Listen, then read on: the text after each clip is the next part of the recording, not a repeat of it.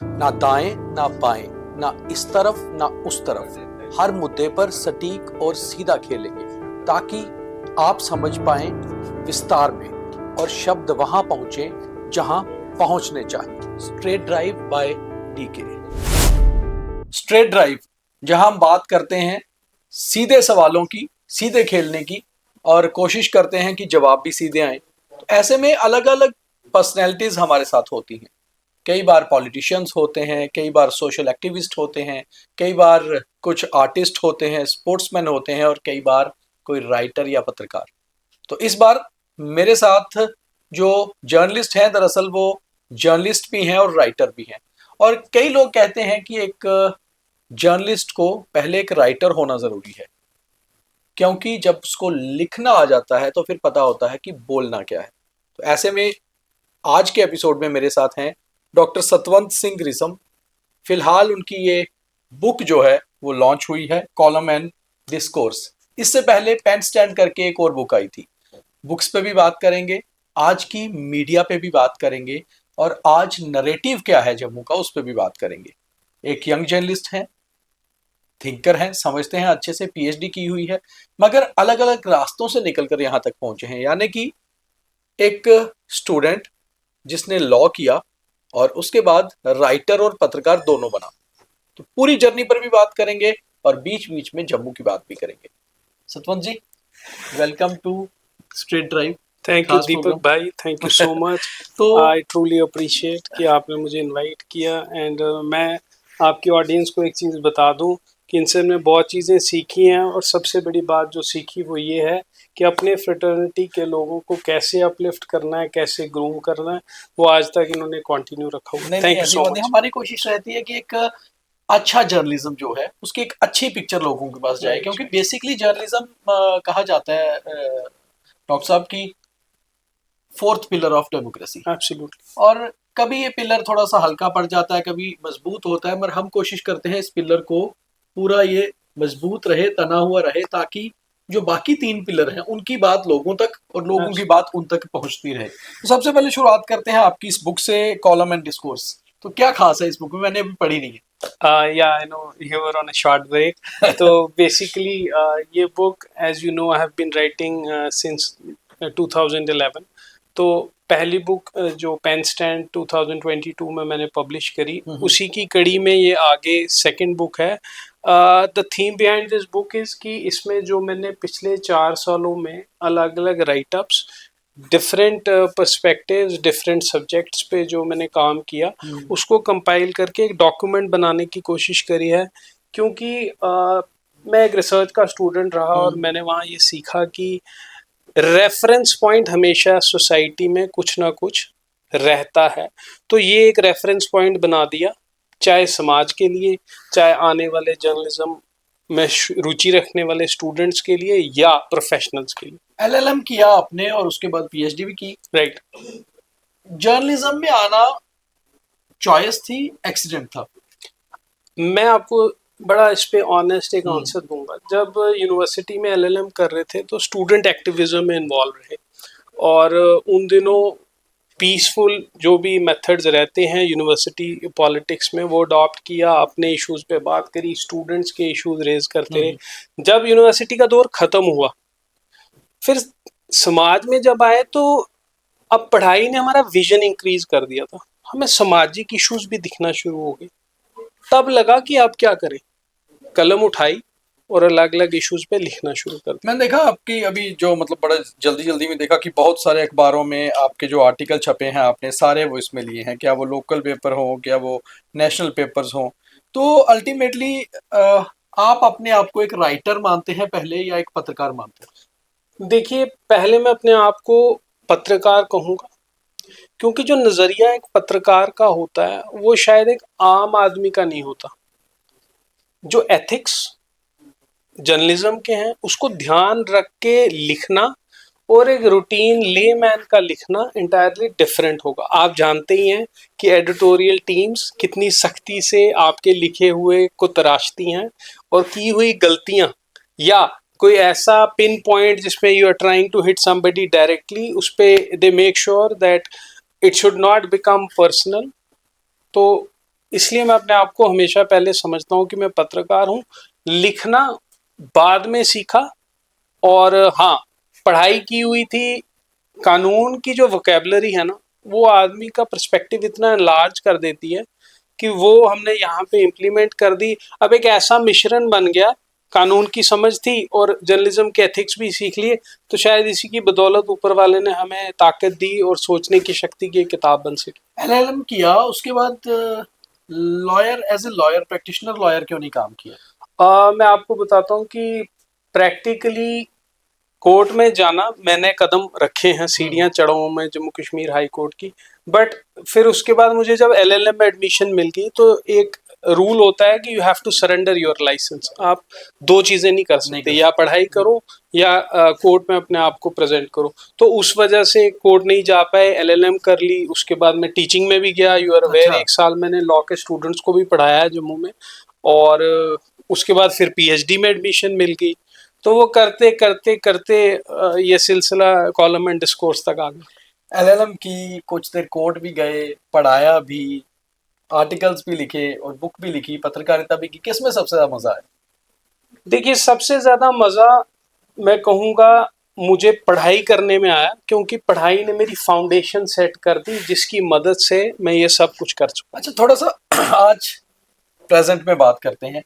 एक मीडिया का हमारा समय भी होता था, when I started my career, तो ऐसा था कि जो बेसिक्स है वो प्रिंट है। आज भी मुझे लगता है बेसिक प्रिंट है। अगर आपको लिखना आता है तो आपको फिर बोलना भी आ जाता है, फिर आप उसको डिजिटलाइज भी कर सकते हैं। आज लोग सीधे डिजिटल मीडिया से मीडिया में एंट्री कर रहे हैं, समझ नहीं होती सब्जेक्ट्स की और उसके ऊपर बोल रहे होते हैं। कैसे देखते हैं आप आज की मीडिया को? देखिए, आज की मीडिया इतनी वाइडन अप हो चुकी है। आपको इंटरप्ट करूंगा, मैं उन लोगों की बात नहीं कर रहा जो तीनों दायरों से गुजर के आए। जैसे हमने प्रिंट से शुरू किया, फिर टेलीविजन में, अब डिजिटल में काम कर रहे हैं, तो ठीक है।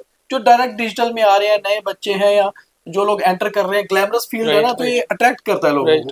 तो वो उनको कैसे देखते हो? मैं यही कहने लगा था कि अब मीडिया का जो सब्जेक्ट है, ये टर्म है, इतनी वाइडन अप हो गई है कि इन्फ्लुएंसर्स भी इसमें आ गए, यूट्यूबर्स भी इसमें आ गए।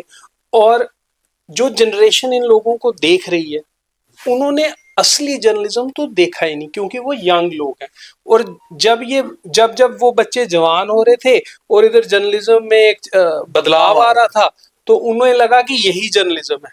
असली में ये करियर क्या है, उन्होंने तो देखा ही नहीं। और मुझे लगता है कि एट टाइम्स कुछ ऐसी चीजें मैं देखता हूँ जो हमारे आगे पीछे होती हैं जर्नलिज्म के नाम पे, जो हमें शर्मसार करती हैं। और आपने देखा, उसकी वजह से कई बार लोगों को लॉ को फेस करना पड़ता है। They are being booked under different sections of the IT act.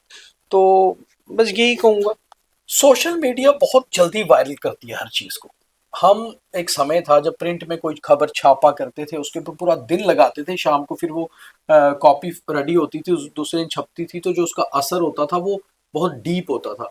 फिर टेलीविजन का जमाना आया, उसमें भी थोड़ा सा एक टाइम लगता था। आज इंसान के पास व्हाट्सएप यूनिवर्सिटी से कुछ आता है और हम उसको सीधे वायरल कर देते हैं। वो वायरल तो बहुत होता है, व्यूअरशिप तो बहुत आ जाती है, बट उसमें डेप्थ कम होती है। तो आप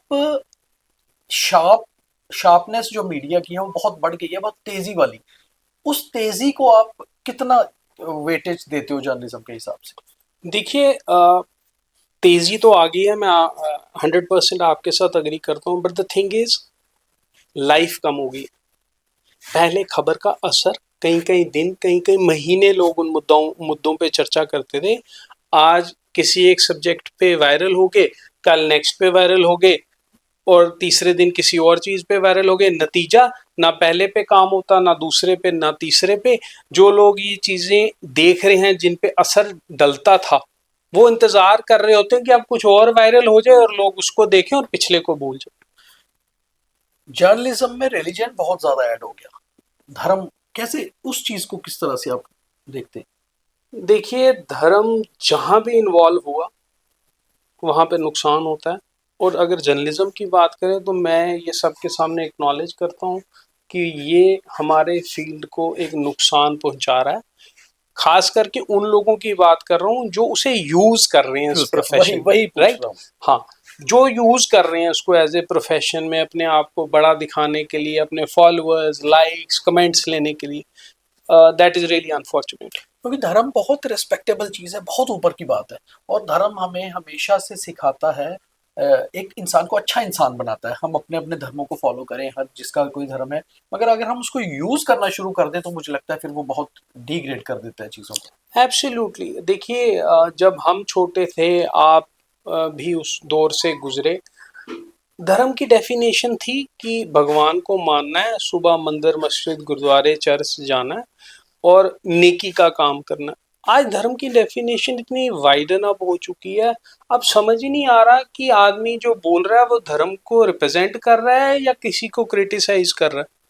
तो ये जो एक मैं कहता हूँ कि उसका एक मिश्रण बनाने की कोशिश की जा रही है, वो एक ऐसा विष बन जाएगा हमारे समाज के लिए कि लोग फिर अमृत की तलाश के लिए आगे पीछे घूमेंगे। आज जम्मू का नरेटिव कैसे देखते हैं आप, as a writer, as a journalist? क्योंकि आपने काफ़ी कुछ जो आर्टिकल्स लिखे हैं उसमें जिक्र है। How you see the narrative of Jammu? आज का प्रेजेंट नरेटिव क्या है जम्मू का? देखिए, जम्मू का जो यूथ है वो काफ़ी पढ़ा लिखा यूथ है। जम्मू का जो यूथ है वो नेशन की पल्स को समझता है। उसका रीज़न यही है सोशल मीडिया का आना। उन्हें पूरे देश में क्या हो रहा है उसकी मालूमात काफ़ी जल्दी हो जाती है। और जो जम्मू का यूथ है वो अब अपने राइट्स की भी बात कर रहा है। तो एक चीज़ मैं जम्मू के यूथ को ये कहना चाहता हूँ कि आपने एक चीज़ हमेशा ध्यान में रखनी है कि कहीं आप अपने राइट्स को मांगते मांगते कहीं अपने ड्यूटीज को ना भूल जाना। और जब आप अपनी ड्यूटीज को भूल जाओगे तो आप जम्मू का नुकसान कर बैठोगे।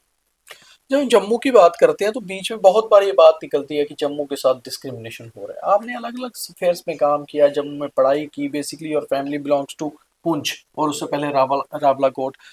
उसके बाद जम्मू में पढ़ाई की, लॉ में भी रहे, टीचिंग में भी रहे, बुक्स भी 2 लिखी, जर्नलिज्म के लिए भी आप प्रिंट जर्नलिज्म के साथ आप लिखते हो, राइटअप्स लिखते हो।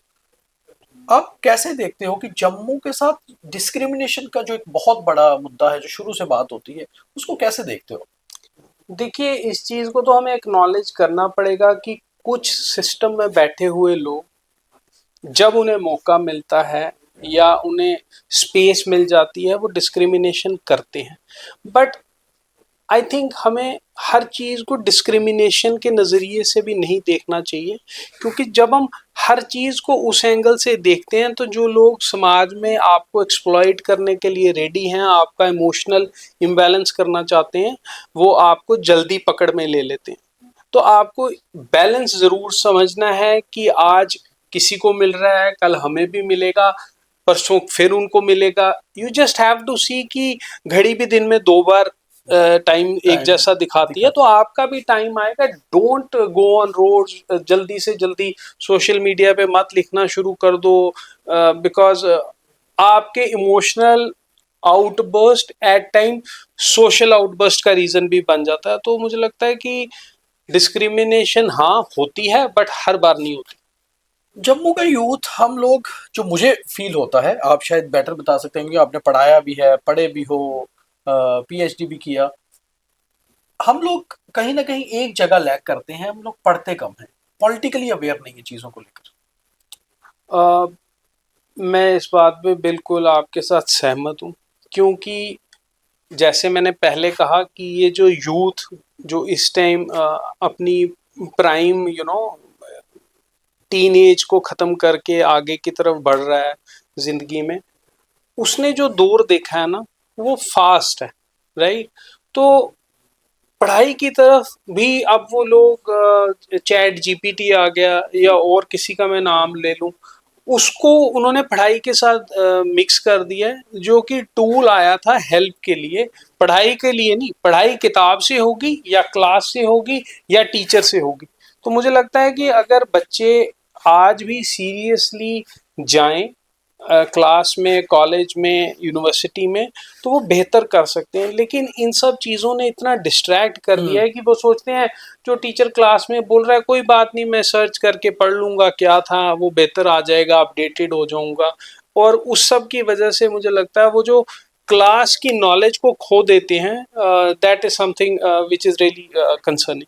आप आज भी मतलब बुक लिख रहे हैं, हार्ड कॉपीज हैं, आपको लगता है कि बुक्स पढ़ना भी कम कर दिया है हम लोगों ने, हम पढ़ते नहीं है कि किसी आदमी ने क्या लिखा है, या कोई किसी की सोच, बेसिकली बुक क्या होती है, किसी की थिंकिंग होती है, सोच है। आज आपने बुक लिखी है, आपकी सोच है इसमें, आपकी सोच को जानने के लिए आपकी किताबें पढ़ना जरूरी है, तो हमें डिफरेंट बुक्स पढ़नी चाहिए, उनको समझना चाहिए, उससे हमारा एजुकेशन सिस्टम स्ट्रांग होता है और हम आगे अच्छी थिंकिंग ला सकते हैं।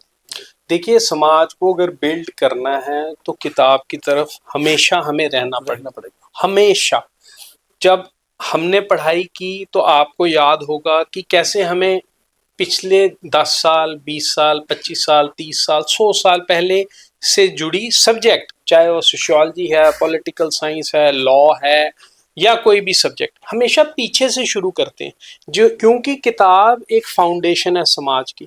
तो अगर ये रुझान आज की जनरेशन में कम हुआ है तो मैं यही चाहूँगा कि ये बना रहे। इसी की वजह से शायद मैंने अपनी तरफ से ये कोशिश करी है। जैसे मैंने पहले कहा, घड़ी 2 बार सेम टाइम दिखाती है। मुझे पूरा विश्वास है वो वक्त ज़रूर आएगा जब एक बार लोगों को इसकी इम्पोर्टेंस फिर महसूस होगी, और शायद कोई नेक दिल नेक इंसान इस किताब को पढ़ेगा तो जम्मू कश्मीर, देश और हमारे समाज को बेहतर तरीके से समझ पाएगा। आपने बात की बीच में डिजिटल मीडिया में तो कोई भी कुछ भी कर रहे हैं, लोग फूड व्लॉगिंग कर रहे हैं, लोग फैशन के ऊपर बात कर रहे हैं, लोग पॉलिटिक्स के ऊपर बात कर रहे हैं, but they all are not journalists. उन सब लोगों में जो इन्फ्लुएंस कर रहे हैं बहुत बड़ी सेक्शन ऑफ व्यूअरशिप, उसमें और एक जर्नलिस्ट में कितना फर्क देखते हैं? देखिए, उसमें सबसे बड़ा फ़र्क है कमर्शियलाइज़ेशन का।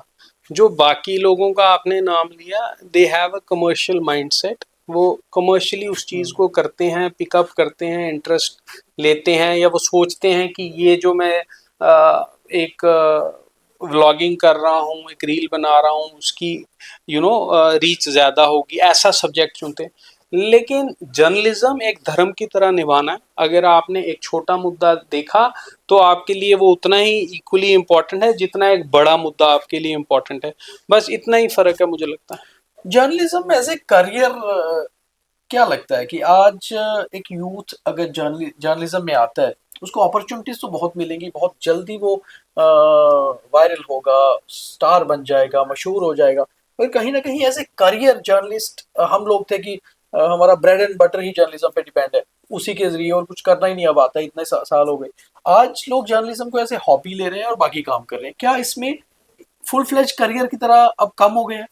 नहीं, नहीं, मैं इस पे आपसे एग्री नहीं करूँगा, क्योंकि मैं आपको बताना चाहूँगा, आप भी अवेयर हैं, जम्मू शायद ये चीज़ जानेगा कि यूनिवर्सिटी ऑफ जम्मू में जर्नलिज्म का स्कूल खुल बिल्कुल। गया, Indian institute of management Jammu में आ गया, right? University of central university of Jammu में जर्नलिज्म हाँ, एक सब्जेक्ट पढ़ाया प्रॉपर, जा हाँ। रहा है, राइट? तो मुझे तो लगता है कि सब्जेक्ट बड़ा हो रहा है और ज़्यादा प्रोफेशनल्स निकल के आएंगे। हाँ, ये ठीक है, ब्रेड एंड बटर की अगर बात है, तो जब स्कोप ऑफ वर्क इंक्रीज होगा तो आई थिंक रेन्यूमरेशन भी अच्छी हो जाएगी। लेकिन आज की बात ना सोचते हुए, या आज को अगर ध्यान में ना रखते हुए आगे का सोचें तो आने वाले दिन अच्छे होंगे। और क्योंकि ज़माना कम्युनिकेशंस में बढ़ावा मिल रहा है, तो एक जर्नलिज्म से जुड़ा हुआ कोई भी शख्स कॉरपोरेट कम्युनिकेशंस की तरफ अगर चला जाए तो उसे वहाँ पे कॉरपोरेट कल्चर में एक अच्छा पैकेज मिल सकता है, he can have a decent life, क्योंकि अब अमेलगामेशन की तरफ जा रहा है।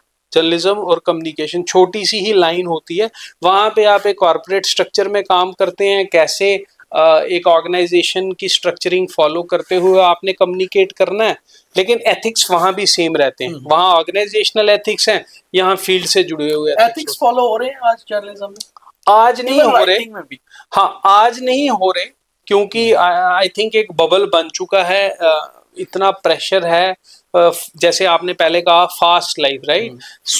सब लोग फेमस होना चाहते हैं, वायरल होना चाहते हैं, तो आज वो चीज़ कॉम्प्रोमाइज्ड हो रही है। बट एक दिन ये बबल जरूर फटेगा, और तब जो लोग इन एथिक्स को लेके चल रहे हैं, सरवाइव कर रहे हैं, they will come out shining.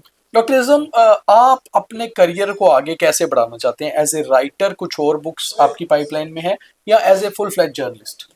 देखिए दीपक भाई, मैंने डिजिटल में भी काम किया है, कैमरा फेस पहले भी किया है, राइटिंग तो मैं नहीं छोड़ूंगा।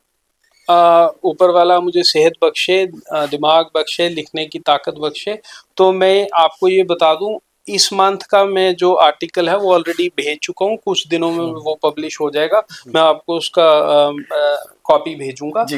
तो फिर से कितना स्कोप मिलेगा मुझे लिखने का, क्योंकि अल्टीमेटली एक बुक को शेप देने के लिए कुछ एक नंबर चाहिए होता है, ताकि हम उसे एक अच्छा नंबर ऑफ पेजेस की एक बुक बना सकें।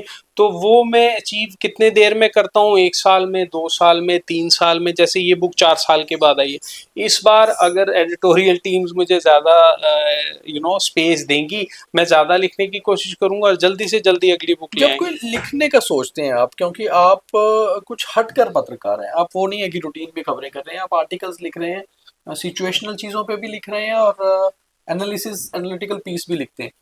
क्या माइंड में होता है कि किस चीज़ पे लिखना है, जो समाज में चल रहा है उसको देखकर, या फिर आप अपनी एनालिसिस करते हैं चीज़ों को? मैं आपको इससे एक बड़ा इंटरेस्टिंग एक किस्सा बताता हूँ। कॉलम एंड डिस्कोर्स में एक जो मेरा कॉलम पब्लिश हुआ, वो कैसे मुझे उसने ट्रिगर किया। जम्मू की बात है, मैं ट्रैफिक में फंसा हुआ था और सामने एक पॉलिटिशियन का बहुत बड़ा बैनर लगा हुआ था मुस्कुराते हुए, और वो ट्रैफिक इसलिए हम जैम में थे क्योंकि सड़क टूटी हुई थी। तो बस उस चीज़ ने मुझे ट्रिगर दिया और मैंने लिख दिया। अच्छा, मैं आपकी कल एक बुक पढ़ रहा था, पिछली वाली, पेन स्टैंड। Pen stand. उसमें आपका एक बहुत इंटरेस्टिंग मुझे टॉपिक लगा, हालांकि हर एक के लिए अलग अलग होगा कि 100 से ज्यादा उसमें राइट, वो है, 101। 101। उसमें है एक इंडिया बियॉन्ड मैगी। तो वो एक बहुत डिफरेंट चीज लगी कि एक राइटर के माइंड में ये चीज आई। मतलब वाकई में राइटर और जर्नलिस्ट लोग हम हटकर सोचते हैं, व्हाट इज दैट, मतलब मुझे बड़ा इंटरेस्टिंग लगा। देखिए, आपको याद होगा, आप और मैं जब मैगी खा के बड़े हुए। छोटे होते थे तो हमारे लिए ट्रीट का मैगी आज कॉन्सेप्ट भी मैगी से बच्चों शुरू के होता लिए था। खाते आज हैं। भी मैगी इतनी ही फेमस है, चाहे वो किसी और कंपनी का खा रहे हों, लेकिन मुंह से मैगी ही कह रहे होते। तो बीच में एक दौर आया था जब उनके कुछ कंट्रोवर्सी स्टैंडर्ड्स चली थी कुछ, हाँ। कॉम्प्रोमाइज हो गए थे, एंड मैगी को शायद थोड़ी देर के लिए ये 2015-16 की बात है बैन भी शायद, हाँ। फेस करना पड़ा। तो उस टाइम लिखा था कि अब अगर मैगी ना वापस आई तो इंडिया कैसा होगा बिना मैगी। उसमें आपने एक और बहुत चीज पे ध्यान दिया अपनी बुक में, और आप ये करते हैं, मतलब जैसे आज हम कहते हैं कि अल्टीमेटली फिट इंडिया की बात आज बहुत लोग कर रहे हैं, बहुत राइटर, बहुत जर्नलिस्ट, पॉलिटिशियंस, इंटेलेक्चुअल्स की फिट इंडिया, ओबेसिटी को कम करो। इवन हमारे प्राइम मिनिस्टर भी बोलते हैं कि ओबेसिटी कम करो। उसमें लेकर आपकी वो पिछली बुक में फिटनेस को लेकर काफी सारे आर्टिकल हैं कि फास्ट फूड से हट जाए हम, ये वो। तो आपको लगता है कि एक जर्नलिस्ट, एक राइटर, एक थिंकर जितना फिजिकली फिट होगा उतना माइंड से भी फिट होगा? देखिए, मेरी पहली ऊपर वाले से हमेशा यही पुकार रहती है कि सेहत ठीक रहनी चाहिए। जवान हैं और इस चीज़ को समझते हैं कि सेहत क्या होती है। तो पहला जो मेरा बुक का चैप्टर था, वो मैंने बुक पब्लिश हुई 2022 में। हम नए नए कोविड को झेल रहे थे और इससे बाहर निकल के आए थे 2022 में। तो मैंने बुक का पहला टॉपिक जो रखा वो रखा हेल्थ इश्यूज, और सेकंड बुक में भी हेल्थ के रिलेटेड टॉपिक्स हैं, लेकिन इस बार मैंने उसको रिलेट कर दिया टेक्नोलॉजी के साथ। अब डे बाय डे आप देख रहे हैं कि बच्चे ओबीज हो रहे हैं, वो ना बाहर पार्क में जाते हैं, ना किसी और एक्टिविटी में इन्वॉल्व होते हैं। पहले जब हम छोटे होते थे, छुट्टियां पड़ती थी, तो को करिकुलर एक्टिविटीज़ या कोई ऐसी चीज़ में पेरेंट्स इन्वॉल्व करते थे जहाँ कोई भागना दौड़ना होता था। आजकल आईपैड हैं आपके पास, मोबाइल्स हैं, बच्चे घर में ही लथार्जिक हो रहे हैं और ओबेसिटी का कारण हो रहे हैं। तो इसलिए मुझे लगता है कि वो एक ऐसा टॉपिक है जो मेरे दिल के पास है। जर्नलिज्म में ना तकरीबन बहुत सारे लोग, जैसे मैंने अपना जब जर्नलिज्म का प्रोफेशनल कोर्स किया था तब मैंने काम करना शुरू कर दिया था। मेरा मानना है कि journalism is a passion more than profession. आपने कि कोई दूसरा कुछ बहुत सारे हमारे जर्नलिस्ट हैं जो इंजीनियरिंग करी हुई है और उसके बाद जर्नलिस्ट हैं। आप कैसे देखते हैं, क्योंकि journalist basically journalism is a profession और इट्स ए पैशन? देखिए, मुझे लगता है कि ये प्रोफेशन ऐसा है जिसमें आप बिना पैशन के काम नहीं कर सकते। तो बाकी प्रोफेशंस हैं जिसमें अगर आप पैशनेट नहीं भी हो तब भी आपका काम चल जाएगा, उतार चढ़ाव आते रहेंगे। लेकिन अगर यहाँ पे आप कंसिस्टेंट नहीं हैं, पैशनेटली काम नहीं कर रहे, तो आप इस फील्ड में नहीं चल सकते। डॉक्टर अरुण जोशी जो हिंदुस्तान टाइम्स में मेरे एडिटर भी थे, उसके बाद ट्रिब्यून में रहे, बहुत वेटरन जर्नलिस्ट, सीनियर जर्नलिस्ट हैं। उन्होंने भी पीएचडी किया है, इसलिए डॉक्टर अरुण जोशी कह रहा हूँ। खैर वो लिखते नहीं है डॉक्टर अपने नाम के साथ। डॉक्टर कविता सूरी अब तो वो पढ़ा रही हैं, प्रोफेसर हैं। एक हमारी आरजे हैं हमारे जम्मू की बहुत फेमस जूही मोहन, शायद आपको भी नहीं पता होगा, वो भी डॉक्टरेट हैं, पीएचडी की है उन्होंने, Right. डॉक्टर जूही मोहन है। मैं कई बार उनको हंसता हूँ कि डॉक्टर आरजे जूही मोहन डॉक्टर सतवंत सिंह रिजम। बहुत कम लोग हैं जो मीडिया में, जो जर्नलिज्म, जो पीएचडी करते हैं और फिर मीडिया में रहते हैं। अदरवाइज लोग सोचते हैं कि अब डॉक्टरेट कर लिया तो कोई प्रोफेसर बनते हैं, किसी यूनिवर्सिटी में जाते हैं।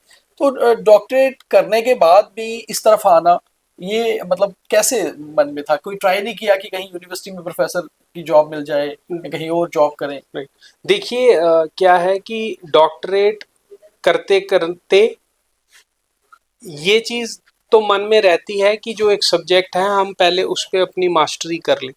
लेकिन जैसे मैंने आपको कहा, मैंने एलएलएम के दौरान ही लिखना शुरू कर दिया था, तो मेरे लिए पीएचडी बाद में हुई, मैं जर्नलिज्म में पहले आ चुका था। तो देखिए लाइफ में प्रायोरिटी ज़रूर सेट करनी पड़ती हैं। दूर से तो हर चीज़ सुहावनी लगती है, पास जाके देखो तो कैसी है। जो लोग यूनिवर्सिटीज़ में काम कर रहे हैं वो हमें अच्छा मानते हैं कि आप समाज की बेहतरी कर पा रहे हो, हम तो सिस्टम के बंदे हैं, जो करना है वैसा ही करना है, हम बदलाव नहीं ला सकते। बट आई थिंक हम फोर्थ पिलर ऑफ डेमोक्रेसी हैं और डेमोक्रेसी में कितना बेहतरी ला मजबूत सकते है आज हैं। पिलर? आज पिलर तो काफी मजबूती के साथ खड़ा है, लेकिन हाँ अंदर से थोड़ा सा दीमक लगी है। दीमक लग चुकी है। और आप और मेरे जैसे लोग अगर इस पीरियड को झेल के, तो ये पिलर मुझे आगे लगता ब्राइट है बहुत और स्ट्रांग हो जाएगा और शायद एक दीमक प्रूफ हो जाएगा। मीडिया में बहुत तेजी से बदलाव हो रहा है, आपको क्या लगता है आने वाला समय किस तरह का रहेगा? देखिए आने वाला समय जो है वो परफॉर्मेंस ओरिएंटेड रहेगा, कि आपको एटलीस्ट कंट्रीब्यूट करना है और परफॉर्म करना है, तभी लोग आपको सीरियस लेंगे एज ए जर्नलिस्ट, कि आप सही में उस फील्ड के एक करता धरता हो। नहीं तो वो जो एक इन्फ्लुएंसर, एक यूट्यूबर, एक इंस्टाग्रामर का जो मिश्रण बन जाएगा, वो आदमी जो सही तरीके से इस फील्ड में काम नहीं करेगा। किसी से मिलने जाते हो तो उसे उन्हें क्या इंट्रोड्यूस करते हो अपने आप को, एज ए राइटर या एज ए जर्नलिस्ट? देखिए मेरा तो जिन लोगों के साथ राब्ता समाज में बना, मैं खुशकिस्मत हूँ कि इस जर्नलिज्म की बदौलत बना। और जब किसी से मिलने जाते हैं तो शायद आप भी जाते होंगे, तो एक अंदर कार्ड भेजना ही पड़ता है। तो जब उस पर नाम लिखा होता है और साथ लिखा होता है कि 2 किताबें लिखी हैं, तो लोग इज्जत दे देते हैं। और फिर हमारा बात करने का सलीका रिस्पेक्टेबल है तो दूसरी तरफ से भी रिस्पेक्ट आती है। It's always a two way road, जैसा दोगे वैसा पाओ। कहते हैं जर्नलिस्ट जो होते हैं उनके साथ कंट्रोवर्सीज जुड़ी होती है, कुछ कंट्रोवर्सीज हुई हैं आपके साथ?